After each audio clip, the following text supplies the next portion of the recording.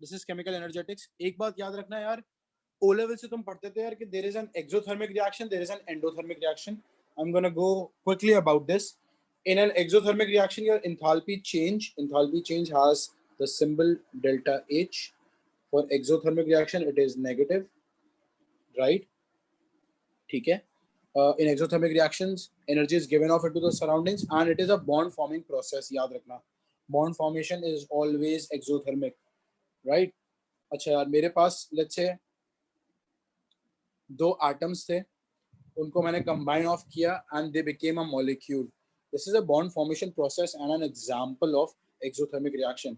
If I were to give you an example of this, let's say two Cl atoms थे, they combined to form Cl2 gas. ठीक है यार. Similarly, मेरे पास H2Y2 था. This could be H2 plus Cl2 and they combined to form 2HCl. उन्होंने एक नया bond form कर लिया आपस में, and this is another example of an exothermic reaction. Sorry. In exothermic reaction, your energy of products will always be less than that of the reactants. Now, a lot of you have a misconception कि जिसकी energy low है यार वो sort of unstable हो जाता है. No. जिसकी energy lower है वो कंपैरेटिवली स्टेबल इस तरीके से हो जाता है. Let me explain it in terms of an earthquake. एक अर्थक्वेक जब आता है, जमीन हिलना शुरू होती है, बिल्डिंग्स गिरना शुरू हो जाती है, right? Because the ground has a certain amount of energy inside it that it needs to release और डिसिपेट, और वो in terms of breaking the entire ground वो इस तरीके से रिलीज ऑफ या डिसिपेट करती है. ठीक है यार. अच्छा, एक बात याद रखना यार कि हमेशा रिएक्टेंट से लेके जो पीक तक वैल्यू होगी that is called the energy of activation और ईए. और हमेशा रिएक्टेंट टू प्रोडक्ट जो जा रहा होगा that is called the enthalpy of a reaction. जो भी एरो है वो एंथैल्पी कहलाता है. ठीक है. अच्छा, मूविंग फॉरवर्ड यार, the maximum amount of energy required to proceed the reaction is called the energy of activation. For one step reaction, you will get a graph of one hump. For more than one step, you get a graph of two humps. This is a graph of one hump, by the way. One hump graph है ये. ठीक है. If a reaction does not occur, then it means that it has a high energy of activation. Graph of two humps simply कुछ ऐसा दिख रहा होता है.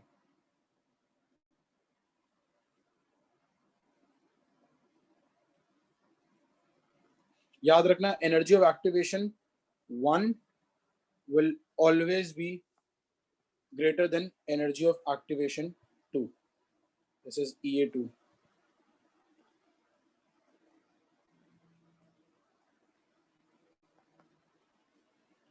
ठीक है. सिंपली बिकॉज आपका फर्स्ट स्टेप आपने रिएक्टेंट्स को ब्रेक डाउन किया, तो आपके पास लेट्स से आयंस या इंटरमीडिएट फॉर्म हुआ. Intermediate are very reactive substances, so वो फौरन के फौरन रिएक्ट करना प्रेफर करते हैं, and this is why they need the least amount of energy to react together and form products. अच्छा, इफ अ रिएक्शन, ये वाला पॉइंट देख लो, if a reaction does not occur then it simply means that it has a high energy of activation. True, because जब तक आप energy barrier cross नहीं करोगे आप अपने रिएक्टेंट्स के बॉन्ड्स नहीं ब्रेक कर सकते, and hence they won't react. ठीक है. इट्स लाइक सेइंग मेरे पास यार I was making tea, right? मैंने डायरेक्ट पानी लिया और उसके ऊपर मैंने पत्ती डाल दी. अब I am not heating it off, तो they not never gonna mix together to form the tea that I am expecting, right? So it somewhere lies around that example. Moving forward here, endothermic reaction is the reverse process. It is a reaction in which energy is absorbed into the system. The enthalpy change is positive. ठीक है. It is a bond breaking process. Again, देख लो, मेरे पास एक compound था वो break down हो रहा है यार. दो मॉलिक्यूल्स में कह दो, ठीक है। Energy of products will always be greater than the energy of reactants, कुछ इस तरीके से। अब देखो रिएक्टेंट टू प्रोडक्ट जा रहा है, ठीक है, तो मेरे पास ये अपवर्ड एरो पॉजिटिव शो कर रहा है, ठीक है। For endothermic reactions the arrow must be upwards and one hump graph is obtained because it is a one step reaction again. A reaction can be slow, fast and instantaneous. A reaction can take place in one step or more than one step. A slow reaction will have a high energy of activation while a fast reaction will have a low energy of activation. Let's say for example मेरे पास एक reaction था, X से मैं Z तक जा रहा हूँ। The examiner further provided an example saying कि यार ये mechanism जब मैं देख रहा था तो मैं X से Y में पहले गया and then Y reacted to form Z. I was also told that enthalpy change of the first reaction is positive, meaning to say it is a bond breaking process.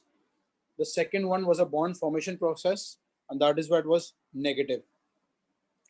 दो step reaction है, दो हम का graph आ रहा है। एक बात याद रखना यार, the first initial step mostly is the slowest step reaction, and when I say it is the slowest step reaction, it is also the rate determining step, because तुम actually अपनी स्टॉप वॉच स्टार्ट करके check कर सकते हो कि यार इतना time लगा इसके बॉन्ड टूटने में। जब बॉन्ड्स टूटे हैं तो बॉन्ड्स फौरन से रिएक्ट करके प्रोडक्ट बना रहे हैं, जैसा मैंने तुम्हें बताया। देखो ये बॉन्ड्स टूटे यहाँ पे आके एंड देन वो फौरन से प्रोडक्ट में कन्वर्ट हो गए, ठीक है। इस रिएक्शन के हिसाब से अगर मैं तुम्हें बोलूं इसको ब्रेक डाउन कर दो, इस रिएक्शन के हिसाब से देखो तुम्हारा रिएक्टेंट लोअर एनर्जी पे है, तुम्हारा प्रोडक्ट हायर एनर्जी पर है। प्रोडक्ट इज बेसिकली Y, तो ये तुम्हारा एंडोथर्मिक रिएक्शन हो गया, राइट। और जो सेकंड पार्ट है उसमें तुम्हारा अब रिएक्टेंट Y हो गया और प्रोडक्ट तुम्हारा Z हो गया, तो product is at a lower energy, तो वो एक्सोथर्मिक हो गया and hence it satisfies the above condition, ठीक है। मैंने सिंपली यहाँ पे लिख दिया Y is an intermediate, it has to be in the valley basically the beach, the middle area. It has to be in the valley between the two humps. The overall equation will be exothermic because energy of Z is less than X, if you notice and if you compare, ये देख लो, ठीक है। अच्छा, next comes in standard enthalpy change of formation. Symbol कुछ ऐसा हो जाता है, this is something you might not have heard. Delta means change, ठीक है। F means ये जो सबस्क्रिप्ट में F है, this means formation. H means enthalpy. Phi means standard conditions, ठीक है। And hence the name standard enthalpy change of formation. By the way, your standard conditions are 298 Kelvin temperature, मतलब कि तुम्हारा room temperature 25 degree Celsius होता है, उसमें मैं 273 add करूंगा तो वो केल्विन में कन्वर्ट हो जाएगा, that is 298 and 1 atm pressure, ठीक है यार। Please do not write 25 degree Celsius because our standard is the kelvin scale, ठीक है। एक बात याद रखना, ये कुछ रिएक्शंस गिवन है, कार्बन सॉलिड ऑक्सीजन सॉलिड से फॉर्म रिएक्ट कर रहा है तो मेरे पास कार्बन डाइऑक्साइड गैस आ रही है। लेट्स से मुझे एंथैल्पी चेंज ऑफ फॉर्मेशन की वैल्यू प्रोवाइडेड थी, again hydrogen reacting with oxygen and forms a compound, enthalpy change of formation की वैल्यू प्रोवाइडेड है। नाइट्रोजन ऑक्सीजन के साथ रिएक्ट कर रहा है, N2O5 कर रहा है, मुझे वैल्यू प्रोवाइडेड है, ये फॉर्म कर रहा है। अगर तुम इस रिएक्शन से नोटिस करो तो मैं एक डेफिनेशन इसकी बना सकता हूं, the energy change when 1 mole of a compound is formed from its constituent elements in its standard state under standard conditions. By the way, ये 3 मार्क की डेफिनेशन आती है एंड स्टैंडर्ड स्टेट में देखो, कार्बन स्टैंडर्ड स्टेट में अपनी जो natural state है वो सॉलिड में एग्जिस्ट करता है। सब में देखो आपका 1 मोल ऑफ कंपाउंड प्रोड्यूस हो रहा है, और सब में जो उसके एलिमेंट्स हैं वो अपनी नेचुरल स्टेट्स में मौजूद है, जो स्टैंडर्ड स्टेट्स हैं। ठीक है, and hence we can work out that the enthalpy change occurs when 1 mole of a compound is formed from its constituent elements under standard conditions. It's called standard enthalpy change of formation. ये पूरी definition please याद कर लेना।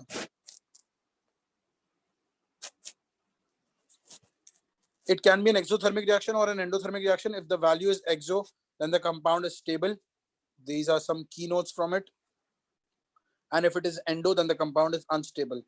We cannot judge if it's exo or endo. By the look of it, we actually experimentally either calculate it, we either experimentally measure it or we calculate it. So ये देख के नहीं बता सकते आप। मूविंग फॉरवर्ड यार, इसके बाद आया था standard enthalpy change of combustion. इसका सिंबल कुछ ये हो गया, डेल्टा H5C।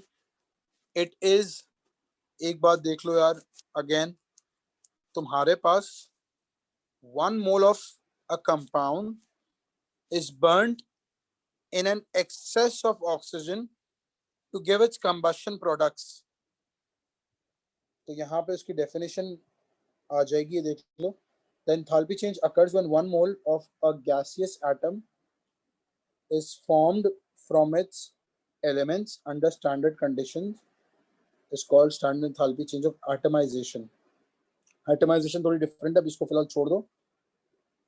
Atomization मैं समझाता हूँ, आप पहले combustion समझ लो। When 1 mole of a compound is burnt in an excess of oxygen to form its combustion products under standard conditions. Please write the definition down somewhere.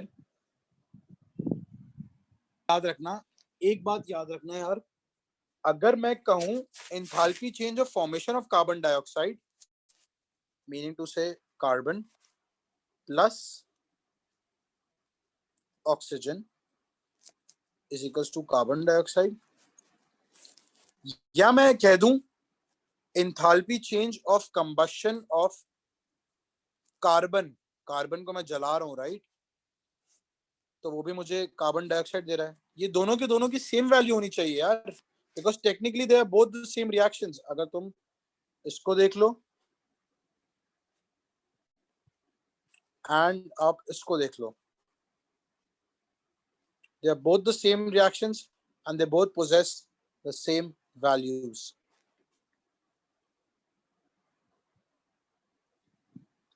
ठीक है,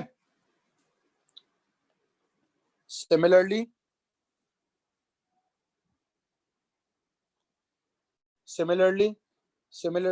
अगर मैं कह दूं यार enthalpy change of formation of water और enthalpy change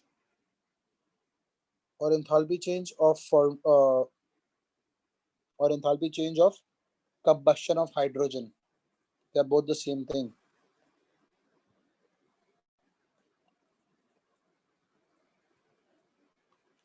ठीक है यार, one more thing that you need to know is that मैं कोई भी कंपाउंड को अगर ऑक्सीजन के साथ बर्न कर रहा हूं, मतलब कि मैं उसकी कंबशन कर रहा हूं। Combustion will always be an exothermic process, number 1. Number 2, जो एलिमेंट्स इन्वॉल्व है ना वो कंप्लीटली अपने कंबशन प्रोडक्ट्स बना रहे होंगे, मतलब कि कार्बन ऑक्सीजन के साथ रिएक्ट करके कार्बन डाइऑक्साइड बना देगा, हाइड्रोजन ऑक्सीजन के साथ रिएक्ट करके वाटर बना लेगा। तो ये तुम्हारे कंबशन प्रोडक्ट्स ऐसे आ रहे होते हैं। ठीक है, next comes in standard enthalpy change of atomisation. Atomisation is simply when 1 mole of a gaseous atom is produced from its constituent element. ठीक है यार, तो एटमाइजेशन कुछ इस तरीके से सिंबल शो किया जाता है, देख लो। जो अपनी स्टैंडर्ड कंडीशन में था, स्टैंडर्ड स्टेट पे था, उसको मैंने गैसियस एटम में कन्वर्ट कर दिया। For non metals they exist as diatomic molecules, उनको मैंने हाफ किया तो मेरे पास वो ऑलरेडी गैस थे बाय द वे, तो वो गैसियस एटम में कन्वर्ट हो गया। ठीक है। अच्छा, आपके पास डेटा बुकलेट एग्जाम में प्रोवाइडेड होती है, उसमें आपका बॉन्ड एनर्जी वैल्यूज गिवन होती हैं। कभी कभार आप एग्जाम में इनके न्यूमेरिकल जब सॉल्व कर रहे होते हो तो आप सोचते हो यार क्यों मेरे पास क्लोरीन की वैल्यू कहाँ से आएगी, तो आपके पास क्लोरीन की बॉन्ड एनर्जी वैल्यू होती है। बॉन्ड को ब्रेक करोगे तो तुम्हारे पास एक क्लोरीन आ गया, तो वो बॉन्ड एनर्जी वैल्यू को आप हाफ कर दोगे, यही बात यहाँ पे लिखी हुई है, तो आपके पास उसकी एटमाइजेशन वैल्यू आ जाएगी। So here's the definition that the enthalpy change that occurs when 1 mole of gaseous atom is formed from its constituent elements under standard conditions is called standard enthalpy change of atomization. Atomization will always be an endothermic process. ठीक है? Moving forward here, there is standard enthalpy change of solution. Solution कुछ इस तरीके से show किया जाता है। Again standard condition है 198 kelvin, 298, 180 M and 298 kelvin temperature. NaCl को अगर मैं वाटर के साथ रिएक्ट कर रहा हूँ तो वो बेसिकली अपने कैटायंस और एनायंस में ब्रेक डाउन कर जाता है। अगेन MgOH को अगर मैं ब्रेक डाउन कर रहा हूँ तो अपने कैटायंस और एनायंस में ब्रेक डाउन कर जाता है। So basically the enthalpy change that occurs when 1 mole of a compound is dissolved in large amounts of water to give an infinite dilute solution under standard conditions is called standard enthalpy change of solution. ये definition please याद कर लेना, ये सारी 3-3 marks की आ रही होती हैं, फ्री के मार्क्स हैं।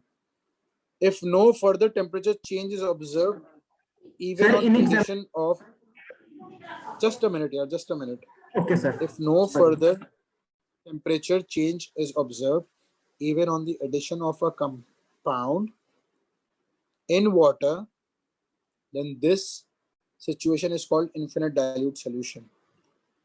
Again, मतलब कि मैं पानी डाले जा रहा हूं एक कंपाउंड में, लेट्स से मेरे पास एक कंपाउंड है NaCl, मैंने उसमें पानी डाला, उसमें एक एनर्जी चेंज गिव आउट किया, थोड़ा सा और पानी डाला तो आ रहा था और एनर्जी चेंज, फिर मैंने थोड़ा सा पानी डाला तो अब एनर्जी चेंज नहीं आया। तो जस्ट टू मेक श्योर मैं और पानी ऐड कर रहा होता हूँ और अगर एनर्जी चेंज नहीं आ रहा, मतलब कि मेरा सोल्यूशन इन्फिनिटली डाइल्यूट है, मतलब कि उसके सारे बॉन्ड्स टूट चुके हैं at this point, it no longer will break down. ठीक है। Enthalpy change of solution can be exo or endothermic. If it is exo, तो compound soluble है. If it is endo, the compound is insoluble या partially soluble. ये काम की बात है यार। Standard enthalpy change of hydration, यार hydration का मतलब है मैंने let's say NaCl है, उसको compound को पानी में डाला तो वो ions में convert हो रहा है। ठीक है। वो ions basically जो NaCl को अगर मैं break down करता हूँ पानी में डाल के, तो वो Na+ और Cl- आयन में ब्रेक डाउन हो रहा है। तो वो जो आयन है वो बेसिकली वाटर मॉलिक्यूल्स के साथ बॉन्ड करना शुरू कर देते हैं, कुछ इस तरीके से। पॉजिटिव आयन पानी के नेगेटिव से जाके बॉन्ड कर रहा है, सही है, और जो नेगेटिव आयन Cl- है वो हाइड्रोजन के साथ बॉन्ड कर रहा होगा। तो ये जो बॉन्ड है ये कहलाता है हाइड्रेशन बॉन्ड। ठीक है। इसकी भी एक स्पेसिफिक एनर्जी वैल्यू होती है जिसको मैं एंथैल्पी चेंज ऑफ हाइड्रेशन का नाम दे देता हूँ। ठीक है। सो लेट्स से मेरे पास गैसियस कैटायंस और एनायंस थे, उसको जब मैंने पानी में डाला वो एक्वस हो गए। दिस टेल्स मी कि it has undergone hydration now. ठीक है।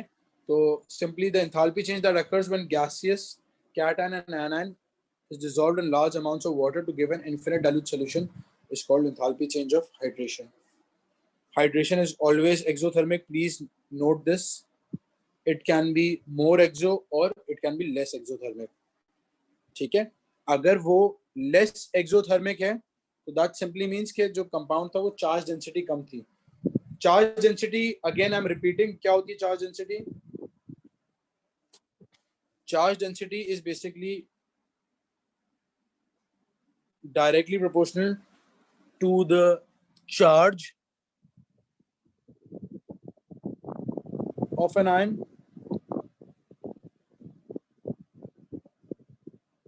and it is inversely proportional to the volume or radius of an ion. ठीक है? So if I were to compare Na plus and Mg2 plus, दोनों के दोनों period 3 में है, मतलब कि उनका रेडियस सेम है, बट देखो चार्ज डिफरेंट है.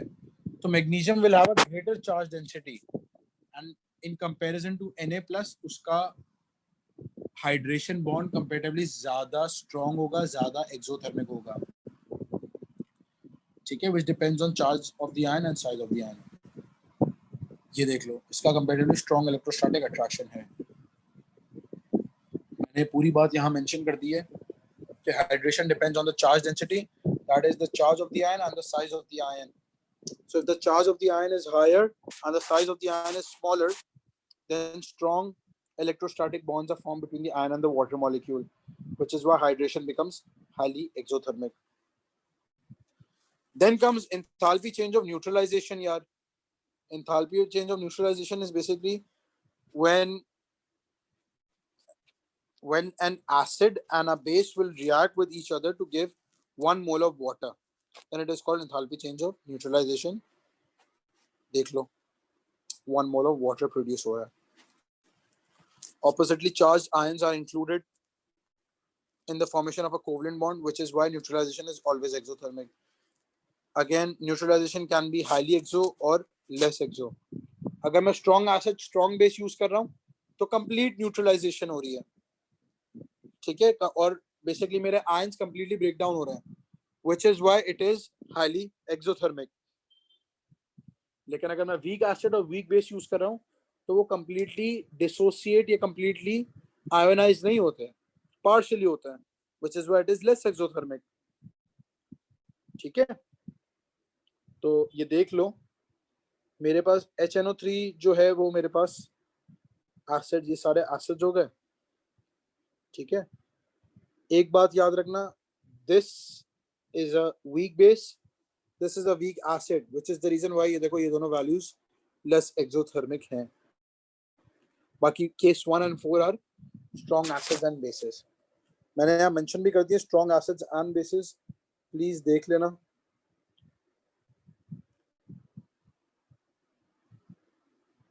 Let's say for example I am provided with these equations. आपसे कह रहा है which of the following is correctly described as standard enthalpy change of formation. देखो यार, पहले वाले में तुम्हारे पास 2 mole of compound form हो रहा है, which is wrong. दूसरी एग्जांपल में तुम्हारे पास 1 mole of a compound in its standard state और elements भी standard condition में हैं, तो 2 सही है. 4 में देख लो यार, 2 mole of a compound is formed, which is wrong. 3 में देख लो, 1 mole of a compound from its elements in standard state and standard conditions, so 2 and 3 are correct. Hess's law. Hess's law basically तुम्हारा energy conservation principal पे depend करता है, and it states कि अगर एक reaction 1 step में जा रहा है या it is going in a series of steps, the total amount of energy will remain conserved. ठीक है, the total amount of energy stage the same. ये पूरी कंडीशन आ गई यार. The reaction, if proceeds in 1 step or more than 1 step, the total amount of energy remains the same. Do not follow the reaction pathway. Always depend on the initial and final stage of the system. कैसे? मैं आपको समझा देता हूँ. Let's say I am provided with this reaction. 2NaOH plus carbon dioxide gives me sodium carbonate plus H2O. The enthalpy change of reaction was given as 92, minus 92. एक बात याद रखो, इस रिएक्शन को अगर मैं सीरीज ऑफ स्टेप्स में break down करता हूँ, तो अगर NaOH CO2 के साथ 1 मोल रिएक्ट कर रहा है तो वो NaHCO3 प्रोड्यूस करता है, उसका एंथैल्पी चेंज हो जाता है -42 किलो जूल्स पर मोल. ये कंपाउंड फर्दर दूसरा NaOH, क्योंकि यहाँ पे मेरे पास 2 मोल्स ऑफ NaOH थे, फर्दर जब NaOH के साथ रिएक्ट करेगा तो वो Na2CO3 प्लस H2O दे देता है. By the way, this is an acid salt. It can react with an alkali. उसकी enthalpy change of the reaction was -50.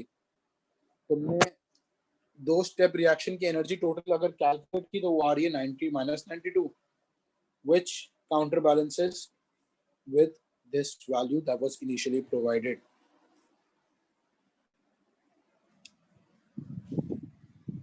ठीक है, आपसे नेक्स्ट कॉन्सेप्ट आ जाता है यार, एनर्जी साइकिल। लेट्स से मेरे पास कार्बन डाइऑक्साइड प्रोड्यूस हो रहा है, ठीक है। Energy cycle is basically a tool to accommodate all the energies involve, और उससे तुमसे कैलकुलेशन करवा सकता है। लेट्स से फॉर एग्जांपल मेरे पास इनिशियल रिएक्टेंट्स देख लो, कार्बन और ऑक्सीजन थे, कार्बन सॉलिड और ऑक्सीजन। बाय द वे एक बात याद रख लेना, upward arrow is an endothermic reaction, downward arrow is an exothermic reaction. मैं पहले कार्बन सॉलिड को कार्बन गैस में कन्वर्ट करना चाह रहा हूं, और that is called enthalpy change of atomization. ठीक है, ये मैंने एक स्टेप में इसको कन्वर्ट कर दिया गैसियस स्टेट में। फिर मैंने ऑक्सीजन जो था उसको गैसियस एटम्स में कन्वर्ट करना चाह रहा हूं, तो मैंने उसका एंथैल्पी चेंज था और उसको मैंने 2 से इसलिए मल्टीप्लाई कर दिया बिकॉज यहां से उसके 2 एटम्स आ सकते हैं। ये एक मॉलिक्यूल है ना, ठीक है। मेरे पास गैसियस कैटायंस और गैसियस एटम्स आ गए, ठीक है। गैसियस एटम्स को जब मैं कंबाइन करूंगा तो 1 मोल ऑफ कंपाउंड आ रहा है, सही है, ठीक है। तो मुझसे प्रोबेबली ये वाला रिएक्शन कैलकुलेट करवा ले, ठीक है। एक बात याद रखना, एटमाइजेशन में क्योंकि ये O2 था, उसके 2 एटम्स प्रोड्यूस हुए, तो उसको मैंने वैल्यू को मल्टीप्लाई बाय 2 कर दिया, सही है। ये part enthalpy change of formation था, ठीक है। ये पार्ट एटमाइजेशन था, ये पार्ट एटमाइजेशन था, ठीक है। आपको प्रोबेबली फॉर्मेशन वगैरह की वैल्यूज दे देगा और आपसे कहेगा यार ये वाला पाथ एक्स कैलकुलेट करके बता दो। तो this is again a closed cycle and is an example of Hess's. इसके बाद आपसे कहा जाता है एनर्जी साइकिल मुझे बता दो यार CH4 की। तो मेरे पास रिएक्टेंट्स थे, अगेन मैंने रिएक्टेंट से शुरू किया। बाय द वे ये रिएक्टेंट्स जब मिलेंगे तो कंपाउंड CH4 बना रहे हैं, and this is called enthalpy change of formation, जो कि ये रही, ठीक है। सो मूविंग फॉरवर्ड यार, आपको सिंपली आपको जो था यार, सिंपली आपने कार्बन सॉलिड को एटमाइज किया, it undergoes atomisation to produce carbon gas, फिर hydrogen undergoes atomisation to produce 2 multiplied by 2 molecules, right, to produce 4 hydrogen atoms। क्योंकि 4 हाइड्रोजन आटम है तो ये एटमाइजेशन की वैल्यू 4 से मल्टीप्लाई कर दी, एंड देन तुम्हें बोलेगा यार ये वाला प्रोसेस की वैल्यू मुझे बता दो, तो वो तुम, एंड तुम्हें ये वाली वैल्यू सारी प्रोवाइडेड होगी by the way. So you just need to make the cycle. ये कुछ 4 से 6 मार्क का क्वेश्चन आ सकता है, ठीक है। Moving forward, to calculate the enthalpy change of formation by using combustion data. Let's say मेरे पास कार्बन की कंबशन डेटा है, हाइड्रोजन की कंबशन डेटा है, एथेनॉल की कंबशन डेटा है, सही है। याद रखना ये हेसेस लॉ का सवाल होता है। 3 मार्क हेसेस लॉ साइकिल बनाने के लिए आ जाएंगे, 1 मार्क फॉर्मेशन की equation, 1 mark correct sign, 1 mark हो जाएगा करेक्ट आंसर का, ठीक है यार। अच्छा देख लो यार, मैंने बेसिकली मुझे एथेनॉल अगर प्रोड्यूस करना है तो वो carbon plus hydrogen plus oxygen gives me ethanol, ठीक है। अच्छा कार्बन को अगर मैं ऑक्सीजन के साथ बर्न करूंगा तो वो कार्बन डाइऑक्साइड दे देगा, हाइड्रोजन को अगर ऑक्सीजन के साथ बर्न करूंगा तो वो वाटर दे देगा, राइट। ऑक्सीजन को ऑक्सीजन के साथ बर्न करूंगा कुछ भी नहीं देगा। एथेनॉल को बर्न करूंगा तो वो मुझे दे देगा यही दो products, carbon dioxide and water. ठीक है, अब तुम्हारा अगला स्टेप होता है यार एक एरो बना देना।